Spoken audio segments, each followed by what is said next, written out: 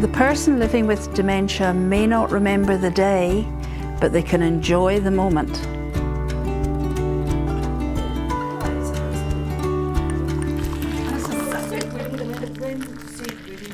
Thank you so much for coming along and sharing your experience and your knowledge of living with a person who's living with dementia. It really means a lot to be able to share this with other carers, your own personal stories, so thank you. Can I ask you, what would have been the one thing you wish you had known when your person was first diagnosed?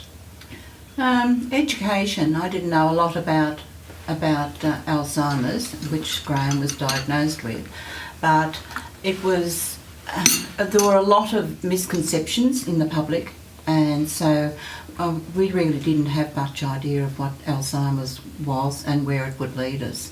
So the education aspect of it was really important. Mm. Was that the same for all of you? Yes, I didn't know anything much. Yes. So how did you access some help? I had a girlfriend and her father had died several years ago, and she's able to, even to this day, tell me, this is what's going to happen, and if I say it's happening, she says yes, and she just pre-warns me. So without doing any Googling, any help, she's my lifeline. Well, after this, you're going to be looking at YouTube and watching these videos, we hope. Well, I think Kate was my first Contact. port of call, because Kate did the assessing of John. And but that was, and that was... Did I take Sally out to meet you or not? No, I think you told me to go to Sally. Or yes, you came into the office I to came see into me. the office to see Sally, but it was after you'd done all the initial with John, that sort of, and we had the testing out at the university, which was extremely hard going, as you know, because we didn't think we'd get him back for that initial, the final consultation, but it was very hard going that first, because he thought it was because he was dumb, that he didn't have much schooling, although he was very good with what he did in his life. He thought because he dipped out of school at 15 that he was dumb, and that was why things were going wrong, and it was very hard to get through to him that there was chemical imbalances there. But he was still really good with the maths. Oh, brilliant with maths right up until the very end. So and could still, play his cards. So but it was very hard initially, because it was he was a bit aggressive, and acceptance of that. Do any of the rest of you have something else that maybe was important to you that you wish you'd known, that you know now, that you can pass on to other people? I'm just learning as I go, because I've had no interaction with anyone at the moment, and he's sort of really health professional, because I haven't had we've been assessed, waiting for the package. So just learning, and I think that's basically what it's all about, just learning as you go. And I think that's where get-togethers are so important, with the all-important cup of tea. We say that it's amazing the difference a cup of tea can make, and it's not just distracting the person living with dementia, but it's also for us as people coming together. And carers, you've got to look after yourselves. Well, the carers group was a wonderful resource as far as we were concerned, and it was through that we it opened doors for us to be able to go to being associated with Alzheimer's, or as it was known then, Alzheimer's Australia, on both a state and national level.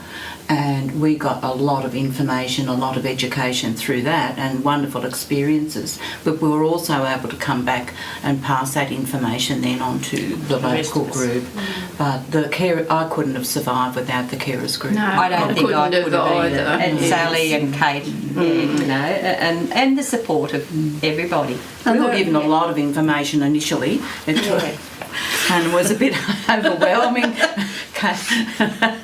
And we look back now and I think, oh gosh. But anyway, and it took a while to digest that, and then I realised that we needed to build a rapport with people who knew and could guide us, and that was when we decided I'd go to the carers meetings, which was, and I'm still here. So. You're still here all these years later. As a past carer. And helping other carers. Yes. Well, I go home from every meeting with a little snippet of help. You girls don't understand it. But I think too the fact that you're interacting with people who have either finished their path with dementia, with their person passing away, or people who just maybe a few steps ahead of you.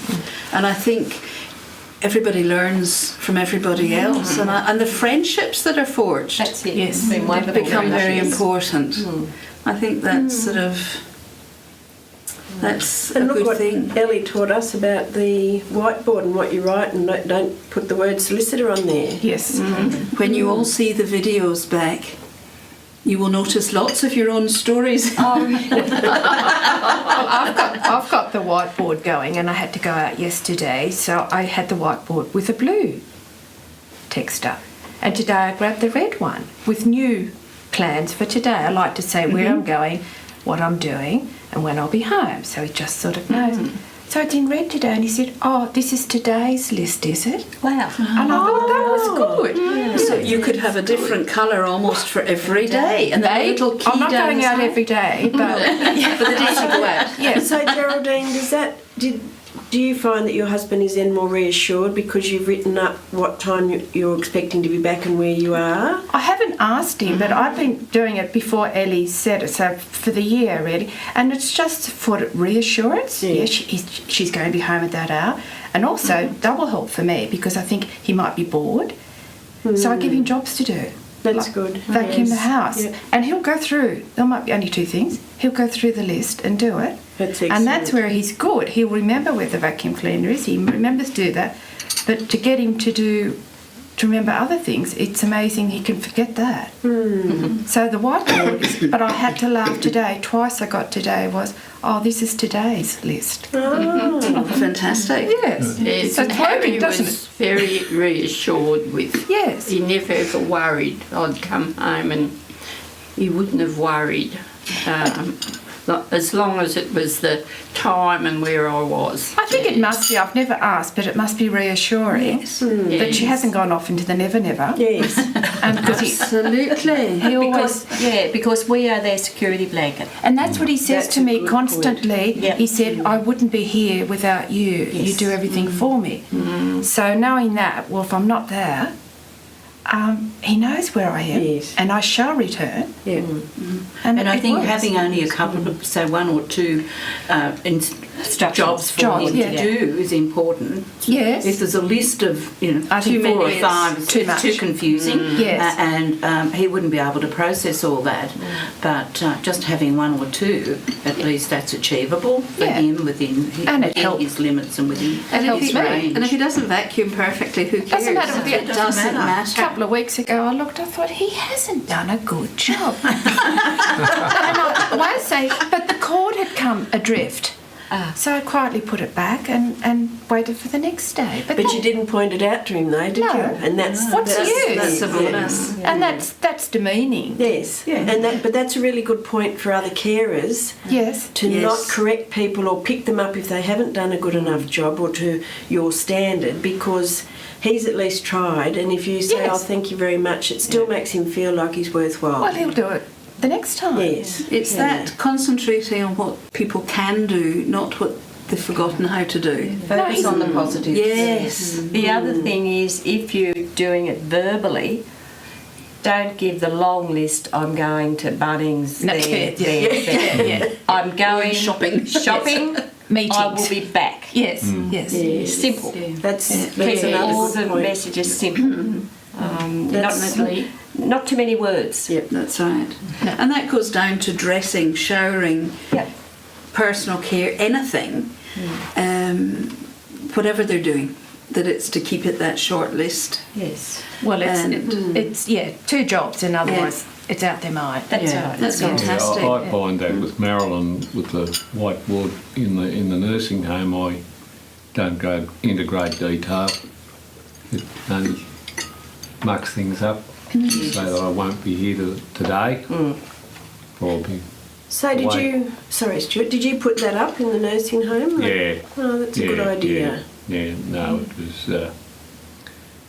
so it's handy. It's a two-way. It's a two-way thing. The nursing staff leave me messages too that Marilyn needs more shampoo, or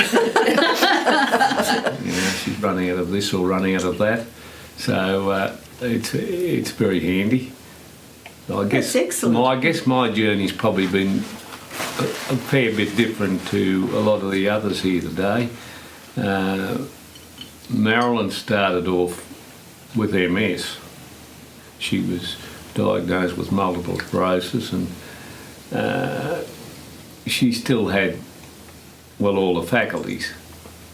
But as the MS started to take over and she went to secondary progressive, well, then the dementia appeared. And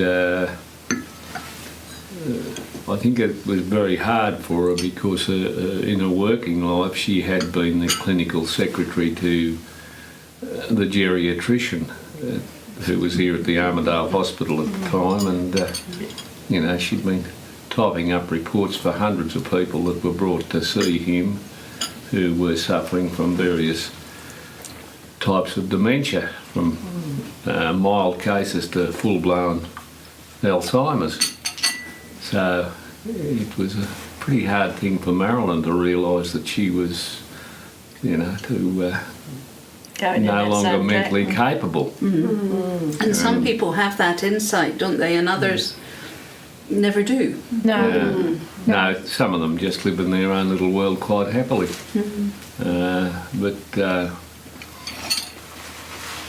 So that was a sort of a big blow for her, and took a lot of sorting out, setting up the house for her, because she wasn't just...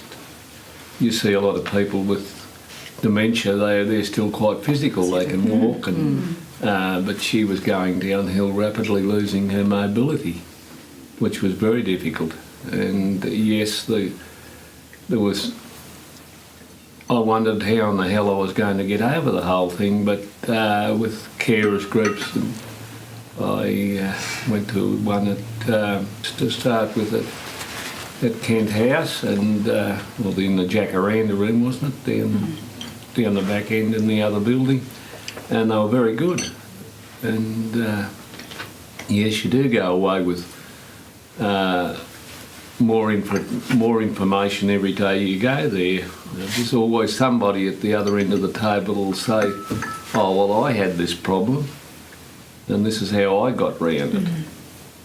So I think these sort of carers groups are great things. Absolutely. Even with things people say, "Oh, I've had trouble with Centrelink, they want to know this and they want to know that," and sure enough, somebody across the table will pipe up and say, "Oh, well, yes, they bunged that on me too, but here's what you got to do. Go to your doctor and get a letter stating this, this and this, and take it back to them, and they usually go away then and leave you alone." Hopefully. Shared knowledge is good, isn't it? It is. Very important.